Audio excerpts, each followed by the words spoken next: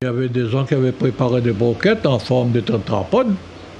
Ils prenaient des grosses pointes, ils soudaient en triangle, et puis ils fanaient à proximité des dépôts de bus pour défendre les bus sortir. Les redoutables broquettes dont parle Richard Colette prenaient diverses formes. Les crevaisons étaient inévitables et empêchaient les citoyens d'aller voter. Pendant la campagne électorale, les garagistes étaient rarement au chômage. Besambonne, énormément, il y a à peu près de 40 voitures en ballon de manger. Même les motards, même les gendarmes, toutes les roulis levés en l'air. Incroyable. Mais il y avait un moyen de contourner ce type d'obstacle.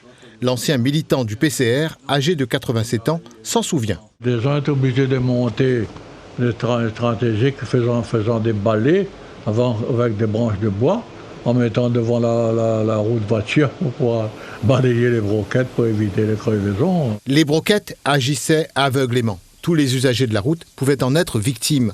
Cet accessoire, connu des anciens menuisiers, participait aux violences électorales. Il y avait aussi l'intimidation. Moi-même, on était victime. Mes camarades étaient obligés de retirer moi, déposément à la maison pour pouvoir éviter. Retirer où d'eux ? Au bureau de vote. Pour éviter d'avoir vraiment de coups. Et qu'est-ce qu'ils faisaient pendant ce temps quand ils coupaient la lumière, tout ça d'après vous ? À mon avis, c'était au moment de, comment on dirait, je disais à l'époque, les bourrages d'urnes.